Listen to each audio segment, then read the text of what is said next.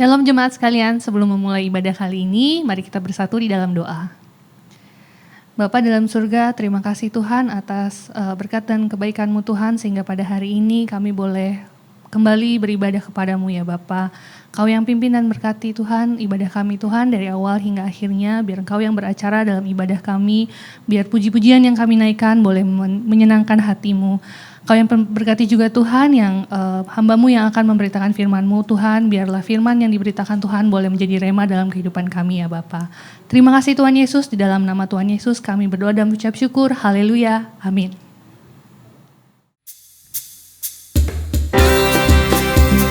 Haleluya, shalom Bapak Ibu Saudara sekalian berada di rumah. Hati kita penuh dengan sukacita pada hari ini, amin. Yang di rumah kita boleh sama-sama kita lambaikan tangan, kita memuji nama Tuhan, haleluya.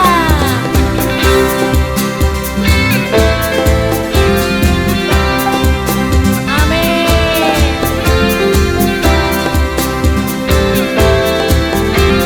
Katakan sama-sama, mari semua. Mari semua nyanyi haleluya, dan melompat untuk Raja kita besar mulia, Dia Yesus Tuhan, penebus pembebas kita. Mari semua nyanyi haleluya, dan melompat untuk Raja kita besar mulia, Dia Yesus Tuhan, penebus pembebas kita. Haleluya, haleluya, ku memuji-Mu. Haleluya, aku bebas. Hey, haleluya, sorak haleluya, ku bersuka karenanya. Haleluya, haleluya, ku memuji-Mu. Haleluya, aku bebas. Hey, haleluya, sorak haleluya, ku bersuka karenanya.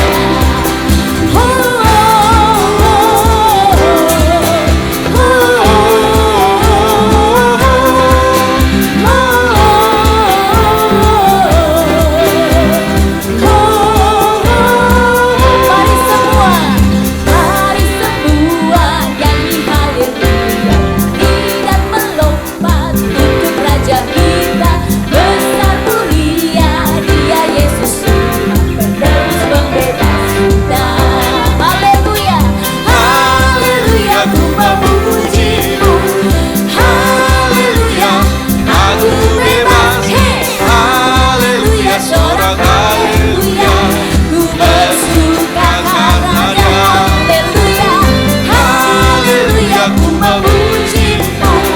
Haleluya, aku bebas. Hey, haleluya, sorak haleluya, ku bersuka karenanya.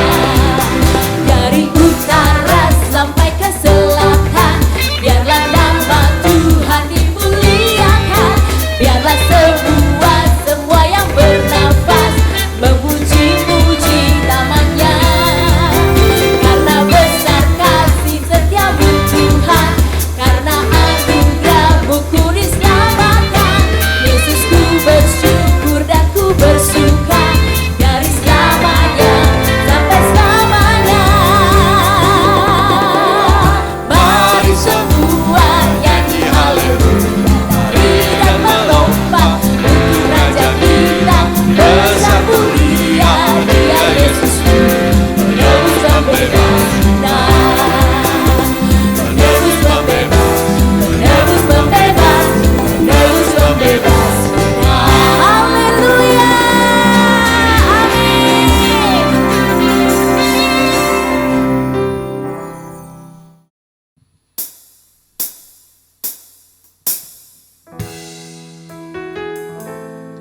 Haleluya. Mari kita sembah Tuhan. Kita tinggikan Dia.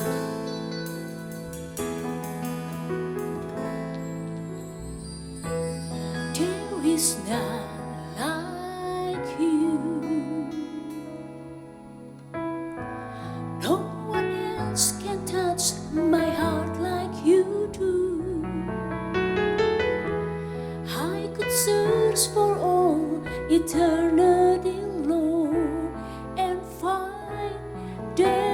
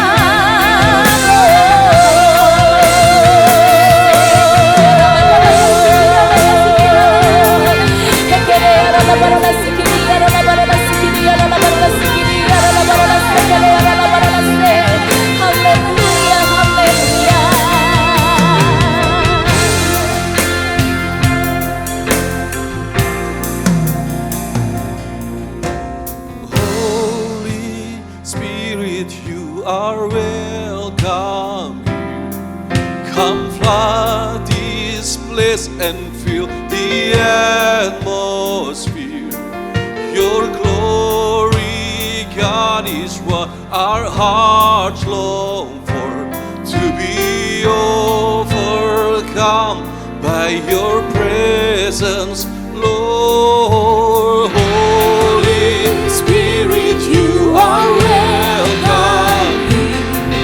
Come flood this place and fill the atmosphere. Your glory, God, is what our hearts long for, to be overcome by your presence, Lord. Oh, your presence, Lord.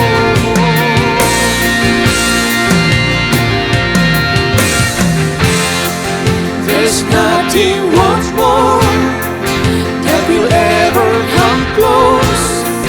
Nothing can compare. You're our living hope. Your presence, Lord.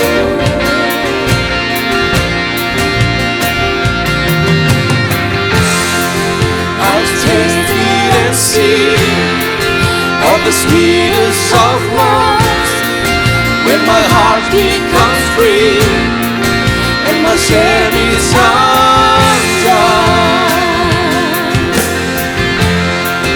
Your presence, Lord. Holy Spirit, you are welcome here. Come flood this place and fill the atmosphere. Your glory, God, is what our heart longs for, to be overcome by your presence, Lord. Holy Spirit, you are welcome here. Come flood this place and fill the atmosphere. Your glory, God, is what our heart longs for, to be overcome by your presence, Lord.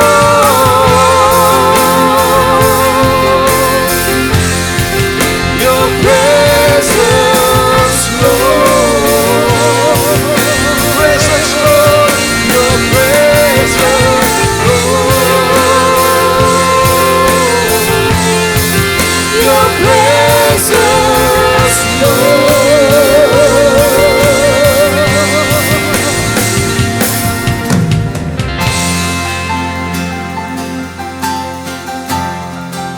We are longing for your presence, Lord.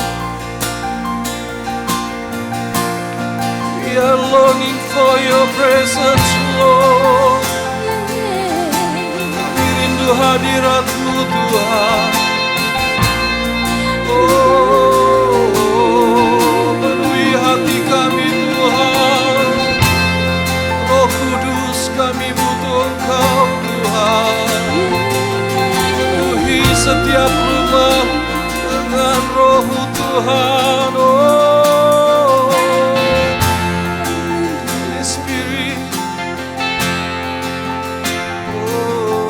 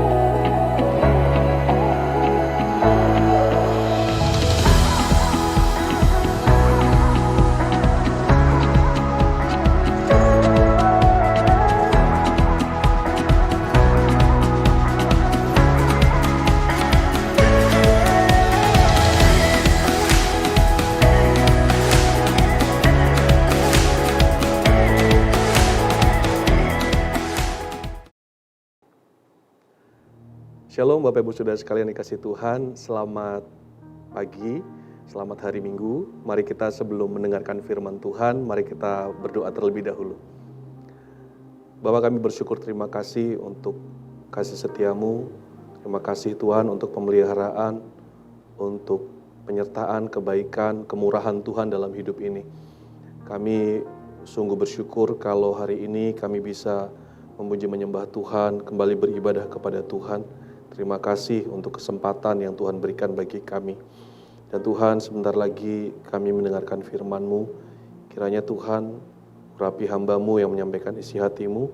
Kiranya Engkau yang kuduskan, layakkan, mampukan ia untuk menyatakan isi hati-Mu Tuhan. Dan berkati setiap umat-Mu Tuhan yang mendengarkan firman-Mu.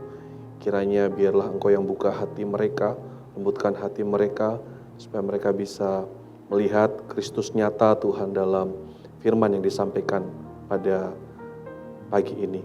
Terima kasih Tuhan Yesus, hanya di dalam nama Tuhan Yesus Kristus kami berdoa dan mengucap syukur, haleluya, amin. Bapak Ibu Saudara sekalian yang dikasihi Tuhan, mari kita baca kebenaran firman Tuhan yang diambil dalam 1 Yohanes 5 ayat 4-5. 1 Yohanes 5 ayat 4-5. Demikian bunyinya. Sebab semua yang lahir dari Allah mengalahkan dunia. Dan inilah kemenangan yang mengalahkan dunia. Iman kita. Siapakah yang mengalahkan dunia? Selain daripada dia yang percaya bahwa Yesus adalah anak Allah. Bapak Ibu Saudara sekalian yang dikasihi Tuhan, firman Tuhan mengatakan bahwa iman kita mengalahkan dunia. Iman kita inilah kemenangan yang mengalahkan dunia. Tuhan tidak pernah menjanjikan bahwa hidup kita sebagai orang percaya adalah hidup yang tanpa masalah, hidup yang tanpa penderitaan, hidup yang tanpa kesukaran. Tidak, Tuhan tidak pernah menjanjikan hal tersebut. Bahkan Tuhan juga tidak menjanjikan bahwa setiap kali kita menghadapi masalah, maka Tuhan akan segera membuat kita terlepas dari masalah tersebut. Tidak juga. Meskipun kita percaya bahwa Tuhan bisa melakukan segala macam hal. Nothing is impossible with God. Tidak ada yang mustahil bagi Tuhan. Namun kita mengalami ya bahwa kehidupan kita sebagai orang percaya bisa dikatakan in reality sama dengan kehidupan orang bukan percaya. Dalam hal ini kita mengalami pandemi. Ya, sama yang kita alami sama dengan orang-orang yang bukan percaya. Kita tetap saja harus stay at home. Kita tetap saja harus memakai masker dan lain sebagainya. Kita tetap saja harus mengikuti protokol kesehatan. Bukan berarti karena kita orang Kristen, orang yang dilindungi Tuhan, maka kita bisa bebas semau kita untuk melakukan apa saja. Bukan seperti itu. Kita tetap saja mengalami pandemi. Ya, orang Kristen banyak yang mengalami sakit penyakit. Dan bahkan kalau kita lihat bahwasanya orang-orang percaya banyak mengalami persekusi atau penderitaan. Di negara-negara di mana Kristen adalah mayoritas, mereka mengalami persekusi atau penderitaan. Itu jelas sekali membuktikan bahwa orang percaya tidak bebas dari masalah. Kita bisa melihat bagaimana kehidupan para rasul, mereka mengalami penganiayaan, mereka mengalami penderitaan, dan tentu saja kita bisa melihat kehidupan Tuhan Yesus yang menjadi teladan kita, yang menjadi contoh bagi kita. Yesus juga mengalami penderitaan. Yesus juga mengalami sakit penyakit, disiksa dan lain sebagainya. Itu kita lihat. Nah, Bapak Ibu Saudara sekalian, lalu mengapa firman Tuhan mengatakan semua yang lahir dari Allah mengalahkan dunia? Ya. Kalau dunia ini penuh dengan penderitaan dan kita ternyata juga termasuk dari orang yang mengalami hal tersebut, mengapa dikatakan bahwasanya kita orang percaya, semua yang lahir dari Allah ini mengalahkan dunia? Mungkin kita saat ini berpikir bahwasanya gereja ditutup, banyak yang belum beribadah, gereja kalah karena pandemi. Oh, bukan seperti itu Bapak Ibu Saudara sekalian. Dikatakan bahwasanya semua yang lahir dari Allah mengalahkan dunia. Dan inilah kemenangan yang mengalahkan dunia, iman kita. Jadi Bapak Ibu Saudara sekalian, meskipun kita di dalam masalah, meskipun kita di dalam penderitaan, same as others, sama seperti yang lain, tapi kita adalah orang-orang yang menang. Menang apanya? Karena iman. Dikatakan bahwasanya inilah kemenangan yang mengalahkan dunia, iman kita. Jadi yang mengalahkan dunia adalah iman kita. Iman kita. Kita mengalahkan dunia bukan karena kita lebih kaya daripada orang lain. Ya, sehingga pada saat kita secara finansial lebih rendah, kita merasa kita orang yang kalah. Enggak. Kita mengalahkan dunia bukan karena kita lebih kaya, bukan karena kita lebih kuat. Menurut dunia orang yang kuat itu yang menang. Yang tidak kuat itu yang kalah. Kita bukan mengalahkan dunia karena kita lebih hebat. Bukan karena kita lebih pintar. Bukan karena kita lebih berkuasa dan lain sebagainya. Bukan, kita mengalahkan dunia karena iman. Karena iman. Nanti saya akan jelaskan mengapa iman kita mengalahkan dunia. Orang yang punya iman itu lebih daripada orang yang kaya, kuat, pintar dan lain sebagainya, Bapak Ibu Saudara sekalian. Sebagai orang Kristen kita lihat banyak yang orang-orang hebat di dunia ini. Ya, tapi saya katakan, orang yang punya iman di dalam Tuhan kita Yesus Kristus itu lebih daripada orang kaya, pintar, kuat, dan lain sebagainya. Itu adalah orang yang lebih daripada pemenang. Dunia dengan segala macam permasalahan, penderitaan, kejahatan, saya mau katakan, tidak bisa mengalahkan orang percaya. Gak bisa mengalahkan, karena apa? Karena iman kita di dalam Yesus Kristus. Kita tidak terkalahkan, bukan karena kita kuat, kita tidak terkalahkan karena iman. Kalau di dunia olahraga kita lihat, katakanlah di dunia tinju ya, orang yang kuat dia yang menang. Ya, petinju yang hebat dia yang menang. Dalam pertandingan sepak bola, tim yang kuat dia yang jagoan. Ya, di dalam banyak pertandingan yang kuat dia yang menang.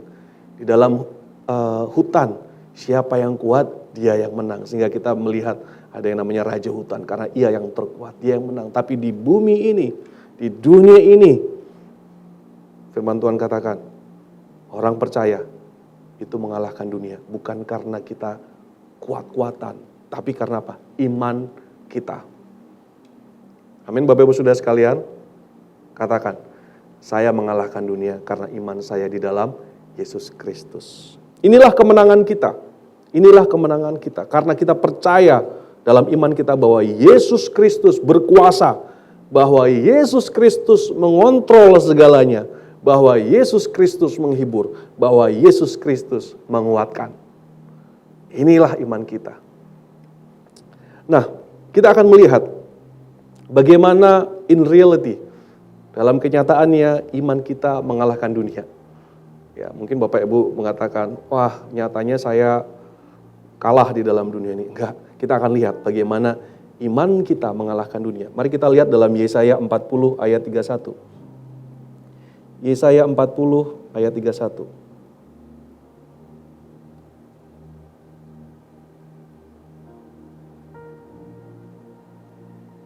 Ya.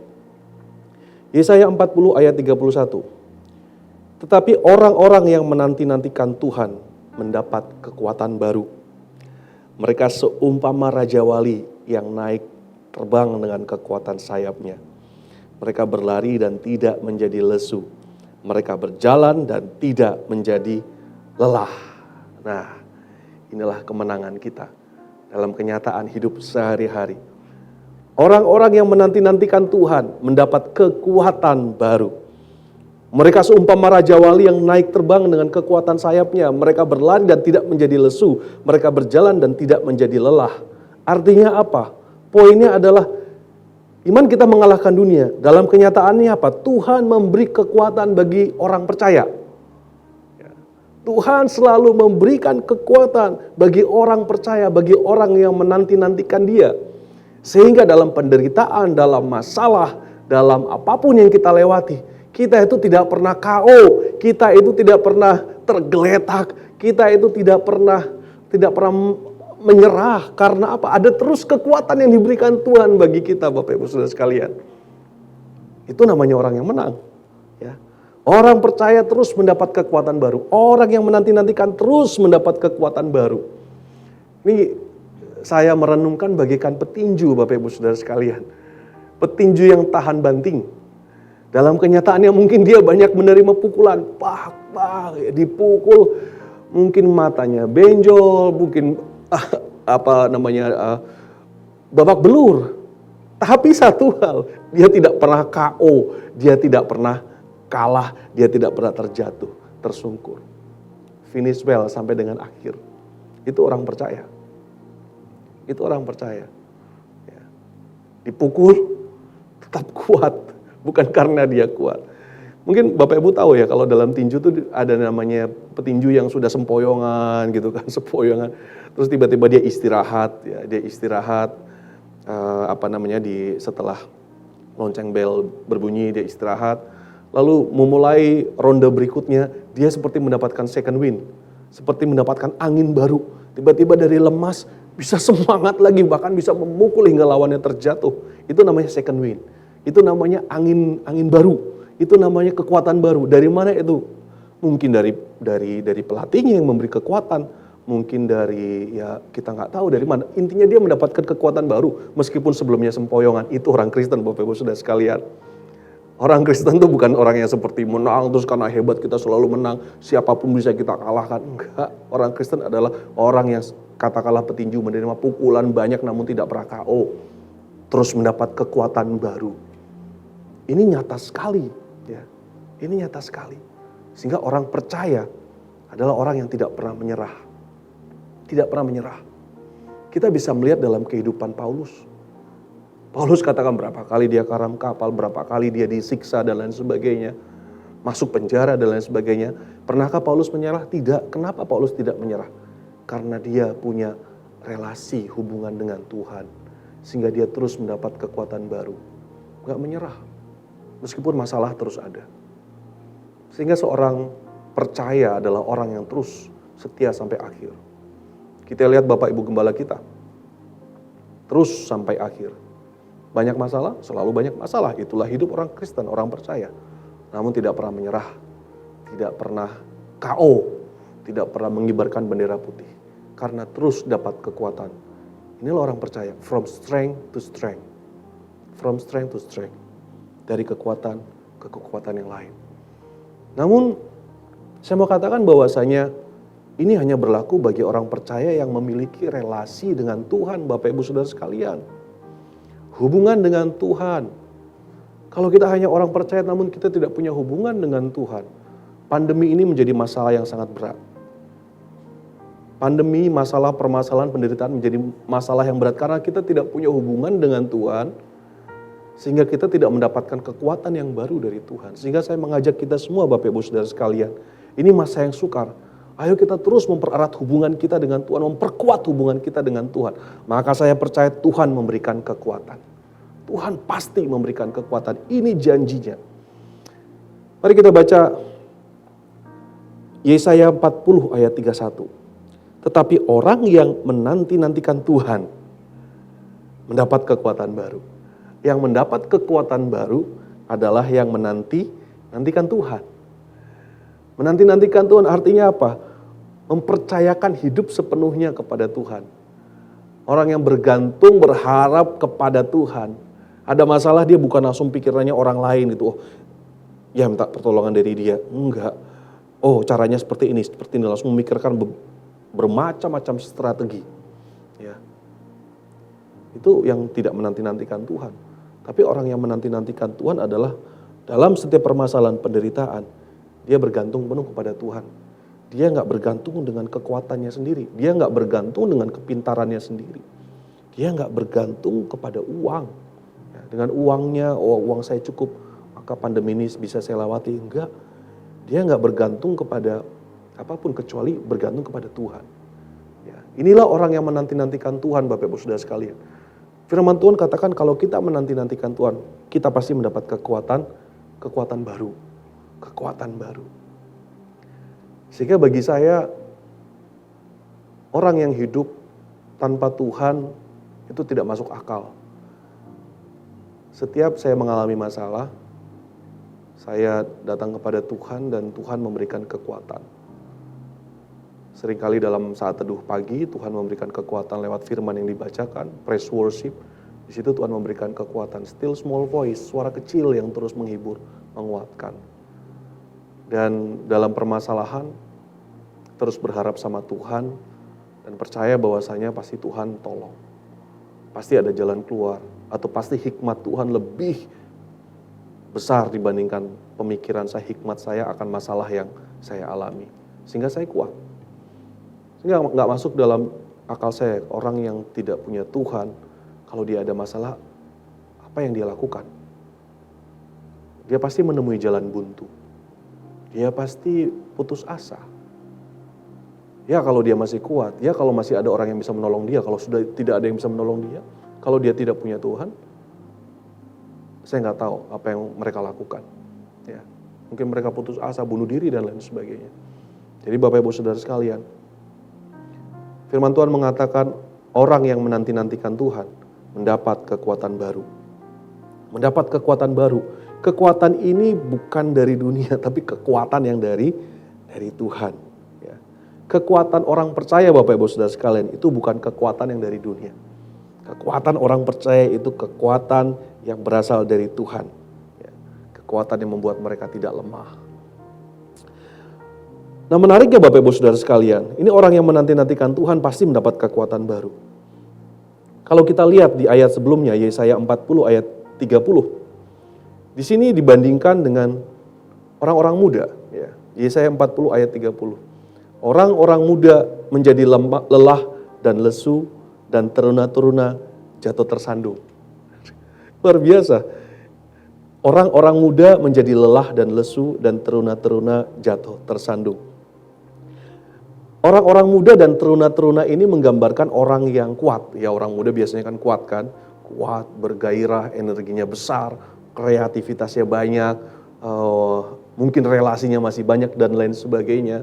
Dia pada peak hidup dia dan lain sebagainya. Tapi dikatakan di sini firman Tuhan Yesaya 40 ayat 30. Orang-orang muda itu menjadi lelah dan lesu. Ya. Orang-orang yang kuat, orang-orang yang menggantungkan kepada kekuatannya sendiri, menggantungkan kepada hikmatnya sendiri, mereka akan menjadi lelah dan lesu. Ya.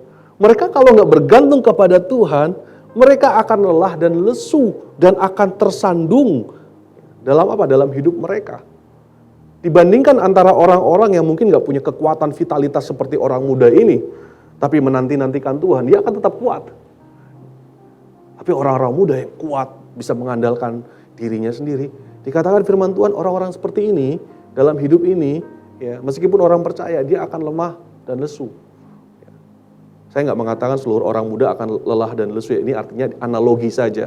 Orang-orang yang mengandalkan kekuatannya sendiri, itu dalam hidup ini pasti akan lelah, lesu, dan juga tersandung. In reality mereka akan tersandung. Ya. Dan mereka akan segera tersadar. Ya. Betapa bodohnya mereka percaya pada kekuatan mereka sendiri. Tapi Ibu Saudara sekalian, pandemi ini mengingatkan kita sebetulnya betapa bodohnya kita bergantung kepada kekuatan kita sendiri, bergantung pada rencana kita sendiri. Gak ada rencana apapun yang bisa terjadi, ya, hanya karena virus kecil. Jadi ini adalah saatnya Bapak Ibu Saudara sekalian kita mengubah pola hidup kita mengubah pemahaman kita mengubah cara hidup kita bergantung kepada Tuhan. Bergantung kepada Tuhan. Kita lihat Yesaya 40 ayat 31. Tadi dikatakan orang-orang yang menanti-nantikan Tuhan mendapat kekuatan baru. Wow. Dan dikatakan di sini mereka seumpama raja wali yang naik terbang dengan kekuatan sayapnya. Jadi orang-orang yang menantikan Tuhan ini bagaikan Raja Wali yang naik terbang dengan kekuatan sayapnya. Bapak Ibu Saudara sekalian, Raja Wali ini adalah burung yang punya dua sayap yang kuat. Namun pada saat ada badai, dia tidak akan lari dari badai tersebut. Saat ada badai, ada angin kencang, dia akan mengembangkan sayapnya. Dan dia tidak mengeluarkan effort yang begitu besar, dia hanya mengeluarkan sedikit effort dan dia bisa terbang tinggi dibawa oleh angin, dibawa oleh badai. Little effort, hanya sedikit effort. Ya. Jadi orang-orang yang menantikan Tuhan ini, ada kalanya dia hanya melakukan sedikit upaya dan Tuhan yang mengatasi semuanya. Ini saya katakan sebagai mukjizat. Jadi orang-orang yang percaya kepada Tuhan mengalami mukjizat dalam hidupnya. Mengalami mukjizat, nggak perlu melakukan apa-apa, little effort, percaya kepada Tuhan, dan mukjizat itu terjadi. Saya mengalaminya Bapak Ibu Saudara sekalian. Pada saat 2017 istri saya didiagnosa mengalami kanker. Kita, kalau secara manusia kita little effort, ya. Artinya apa? Kayak nggak melakukan apapun, tapi kita berdoa kepada Tuhan, kita percaya Tuhan bisa memberikan kesembuhan. Dan Tuhan memberikan mukjizatnya. Istri saya sembuh sampai dengan saat ini. Dokter mengatakan bahwa, enggak, ini bukan kanker, ini clear, it's all clear. Itu mukjizat. Jadi orang percaya Bapak Ibu Saudara sekalian yang menanti-nantikan Tuhan, sungguh-sungguh bergantung kepada Tuhan. Tuhan katakan apa? Akan mendapatkan mukjizat. Mukjizat itu sangat mungkin terjadi dalam kehidupan Bapak Ibu Saudara sekalian. Apapun masalah Bapak Ibu Saudara sekalian, percaya menanti-nantikan Tuhan, maka mukjizat bisa terjadi. Mukjizat bisa terjadi. Tiada yang mustahil bagi Tuhan, sesusah apapun masalahmu. Kalau masalah saya 2017 itu kanker, itu kan sakit yang begitu mematikan, ya. Belum ada obatnya. Namun ternyata itu saja Tuhan bisa sembuhkan. Jadi nggak ada satu apapun Bapak Ibu Saudara sekalian yang Tuhan tidak bisa lakukan. Jadi orang percaya amat mungkin mengalami mukjizat. Tapi saya tidak mengatakan bahwa setiap masalah kita mengalami mukjizat. Tidak. Buktinya apa? Kita lihat berikutnya. Mereka seumpama raja wali yang naik terbang dengan kekuatan sayapnya, dan berikutnya. Mereka berlari dan tidak menjadi lesu. Bapak Ibu Saudara sekalian, mereka berlari dan tidak menjadi lesu. Kalau tadi raja wali hanya membentangkan sayapnya dengan little effort, dengan usaha yang sedikit, tapi dia bisa terbang tinggi, ditolong Tuhan, mengalami mukjizat Tuhan. Kalau ini dikatakan mereka seumpama apa? Mereka berlari. Berlari itu kan upayanya lebih kuat, ya. Mereka berlari, namun nggak menjadi lesu. Jadi Bapak Ibu Saudara sekalian dikasih Tuhan, orang percaya itu dalam hidup dia akan berlari dan tidak menjadi lesu. Artinya apa? Saya coba cari ayat yang bisa mendukung ini. Dikatakan dalam 1 Korintus 9 ayat 23 sampai 25. 1 Korintus 9.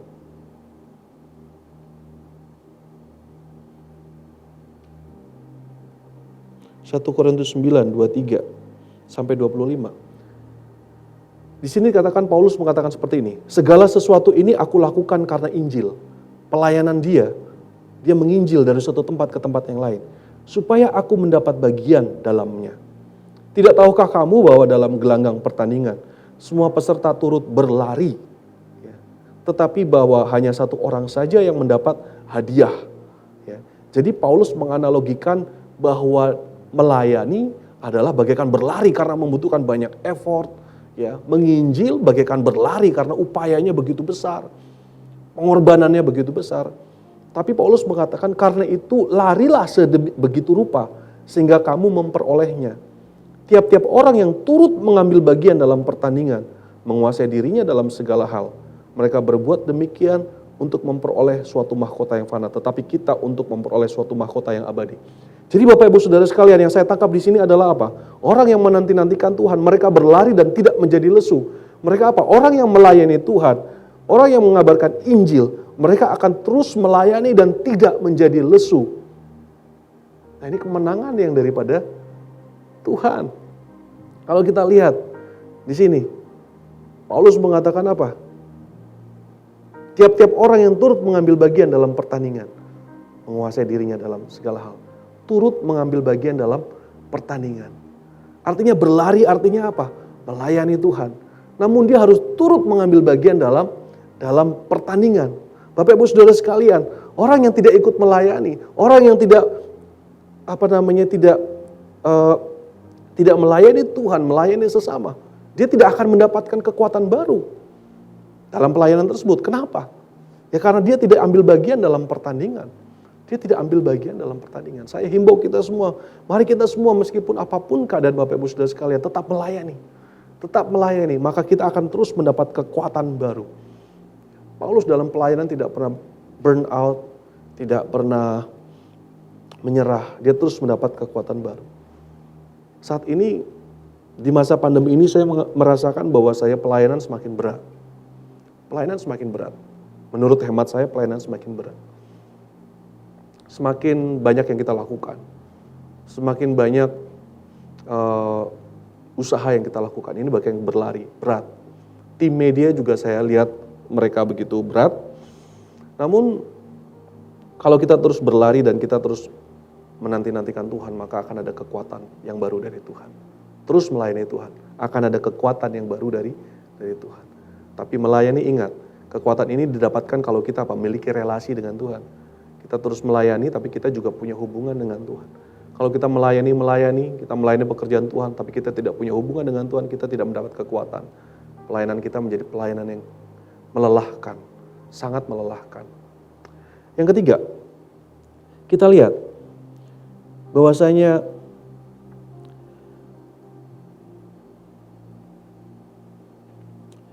tetapi orang yang menanti-nantikan Tuhan mendapat kekuatan baru, mereka berjalan dan tidak menjadi lelah. Mereka berjalan dan tidak menjadi lelah. Bapak Ibu Saudara sekalian, orang yang menanti-nantikan Tuhan berjalan, mengiring Yesus dan dia tidak menjadi lelah. Berjalan dan tidak menjadi lelah. Kalau kita lihat dalam Mazmur 25,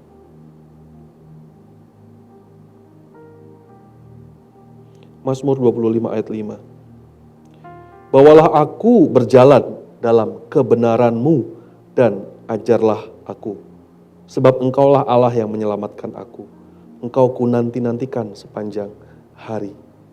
Berjalan dalam kehidupan ini tidak menjadi lelah.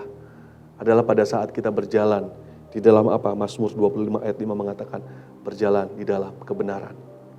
Jadi Bapak Ibu Saudara sekalian, meskipun dalam masa yang tidak baik, meskipun dalam penderitaan, meskipun susah dalam bisnis, dalam pekerjaan, layanan dan lain sebagainya, namun kalau kita berjalan dalam kebenaran, ya, sebagaimana Mazmur 25 ayat 5, terus berjalan di dalam kebenaran, maka ini firman Tuhan, janji Tuhan mengatakan kita tidak menjadi lelah. Kita nggak menyerah Bapak Ibu Saudara sekalian, kalau kita tetap berjalan di dalam kebenaran.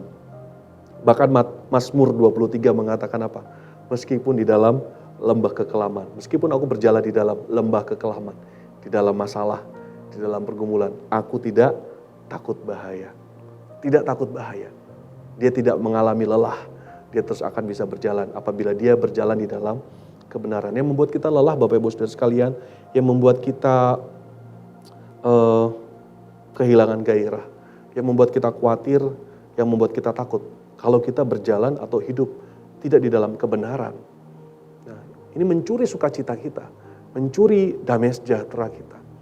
Mungkin selama ini Bapak Ibu Saudara sekalian berpikir, kenapa ya hidupku ini sepertinya kurang damai sejahtera? Kenapa hidupku, pekerjaanku dan lain sebagainya kehilangan sukacita? Ya mungkin tidak berjalan di dalam kebenaran, ya, tidak melakukannya di dalam kebenaran firman Tuhan. Maka Bapak Ibu Saudara sekalian, mari kita terus berjalan di dalam kebenaran. Maka kita tidak menjadi lelah. Mari kita baca kebenaran firman Tuhan yang diambil dalam Roma 8 ayat 31 sampai 39. Tadi dikatakan bahwa kita adalah orang-orang pemenang. 1 Yohanes 5 ayat 4 mengatakan semua yang lahir dari Allah mengalahkan dunia. Dan inilah kemenangan yang mengalahkan dunia, iman kita. Kita lihat dalam Roma 8 ayat 31 dan seterusnya. Sebab itu apakah yang akan kita lakukan apakah yang akan kita katakan tentang semuanya itu? Jika Allah di pihak kita, siapakah yang akan melawan kita? Kalau Allah di pihak kita, siapakah yang akan melawan kita? Ya, ada Bapak Ibu Saudara sekalian. Ia yang tidak menyayangkan anaknya sendiri, tetapi yang menyerahkannya bagi kita semua. Bagaimana mungkin ia tidak mengaruniakan segala sesuatu kepada kita bersama-sama dengan dia. Ya, ini keyakinan iman dari Paulus. Kalau ia yang anaknya yang tunggal yang ia kasihi, dia serahkan, bagaimana mungkin ia tidak mengaruniakan semuanya yang kita perlukan bagi kita. Gak mungkin Bapak Ibu Saudara sekalian. Tuhan tidak mengaruniakan setiap keperluan kita untuk kita bisa hidup dengan baik dalam dunia ini. Gak mungkin. Karena anaknya yang terbaik saja sudah dia berikan karena dia mengasihi kita. Jadi setiap keperluan Bapak Ibu Saudara sekalian, setiap kebutuhan Bapak Ibu Saudara sekalian, Tuhan tahu. Tuhan pasti memelihara. Karena dia sudah membuktikan bahwa yang terbaik sudah dia berikan bagi kita semua. Anak yang tunggal, Tuhan kita Yesus Kristus, mati di atas kayu salib. Ayat ke-33, siapakah yang akan menggugat orang-orang pilihan Allah? Siapa yang bisa menggugat kita, orang-orang pilihan Allah? Allah yang membenarkan mereka. Siapakah yang akan menghukum mereka? Kristus Yesus yang telah mati, bahkan lebih lagi yang telah bangkit, yang juga duduk di sebelah kanan Allah, yang malah menjadi pembela bagi kita. Siapakah yang akan memisahkan kita dari kasih Kristus? Jadi siapa yang bisa memisahkan kita dari kasih Kristus? Apa yang bisa memisahkan kita dari kasih Kristus? Kristus pasti terus mengasihi kita. Siapa yang bisa memisahkan kita? Penindasan atau kesesakan atau penganiayaan atau kelaparan atau ketelanjangan atau bahaya atau pedang. Seperti ada tertulis, oleh karena engkau kami ada dalam bahaya maut sepanjang hari. Kami telah dianggap sebagai domba-domba sembelihan. Tetapi dalam semuanya itu kita lebih daripada orang-orang yang menang oleh Dia yang telah mengasihi kita. Dalam semuanya itu, firman Tuhan mengatakan, kita semua orang percaya lebih daripada orang-orang yang menang. Karena iman kita yang telah mengalahkan dunia. Sebab aku yakin bahwa baik maut maupun hidup, baik malaikat-malaikat maupun pemerintah-pemerintah, baik yang ada sekarang maupun yang akan datang, atau kuasa-kuasa baik yang di atas maupun yang di bawah, ataupun sesuatu makhluk lain, tidak akan dapat memisahkan kita dari kasih Allah yang ada dalam Kristus Yesus Tuhan kita. Gak ada apapun Bapak Ibu Saudara sekalian yang bisa memisahkan kita dari kasih Allah yang ada di dalam Yesus Kristus. Apa yang bisa memisahkan kita dari kasih Allah? Ayat 38, maut gak akan bisa memisahkan kita dari kasih Allah. Yesus sudah mengalahkan maut. Ya, hidup saat ini tidak bisa mengalahkan kita. Tadi dikatakan bahwasanya Tuhan selalu memberikan kita kekuatan demi kekuatan dalam hidup ini, sehingga kita tidak akan tergeletak, tersungkur. Tidak. Malaikat-malaikat maupun pemerintah-pemerintah, baik yang ada sekarang maupun yang akan datang, tidak. Yesus ada dahulu, sekarang, dan selama-lamanya. Kasihnya sama dahulu, sekarang, dan selama-lamanya. Tidak ada satu apapun yang terjadi saat ini di mana Yesus tidak tahu. Yesus ada di masa depan kita.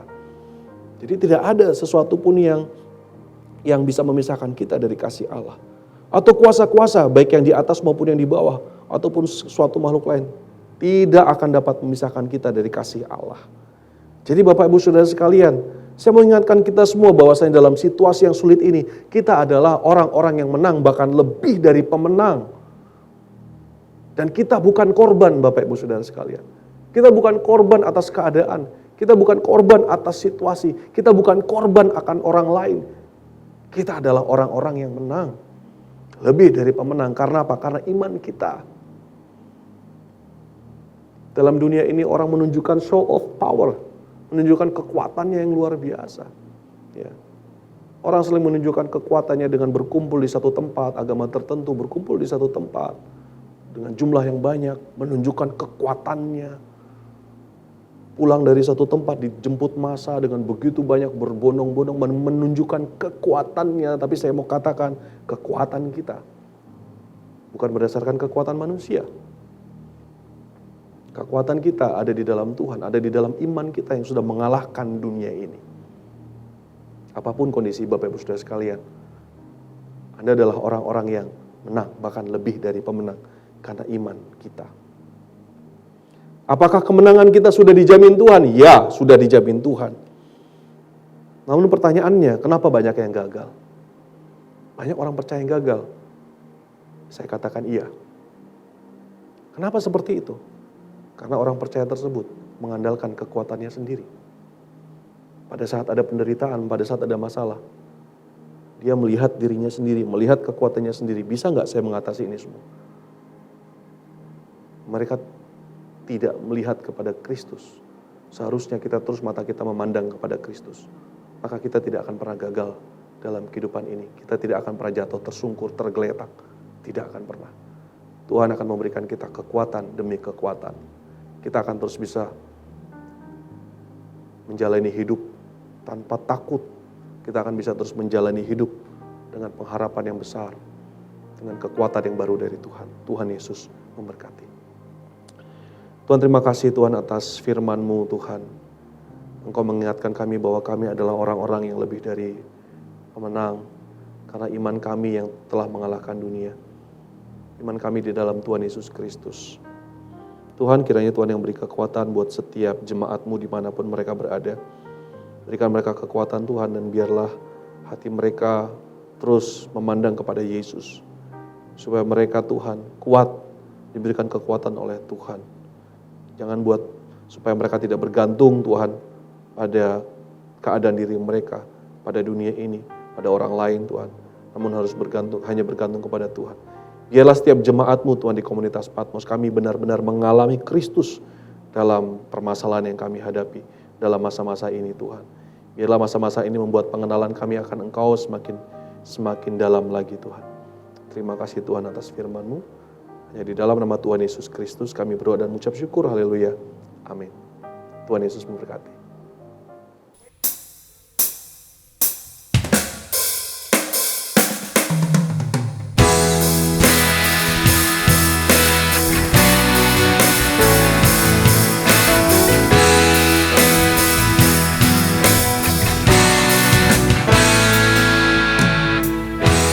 Tuhan berkati dan lindungi, sinari dengan wajah-Nya dan beri karunia.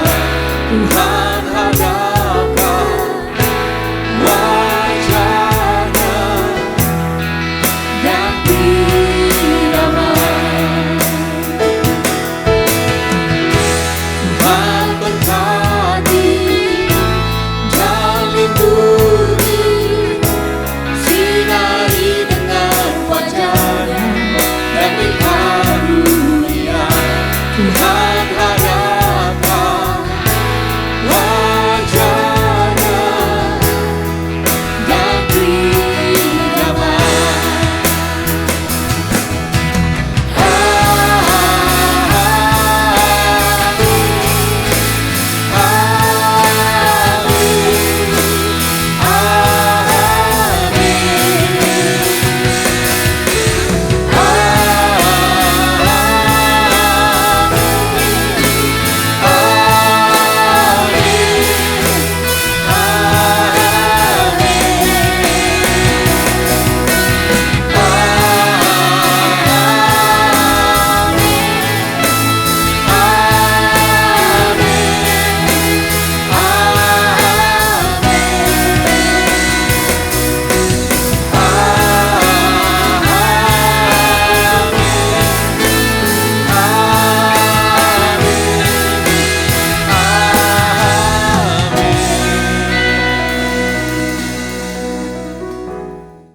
Mari saudara, kita akan akhiri ibadah pada hari ini.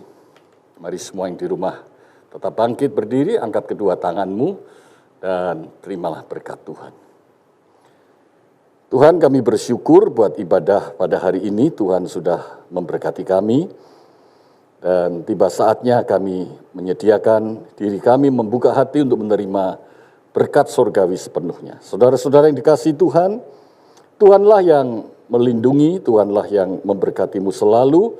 Tuhan menghadapkan wajah-Nya kepadamu dan memberikan kasih karunia-Nya. Tuhan menyinari engkau dengan wajah-Nya dan memberikan damai sejahtera-Nya.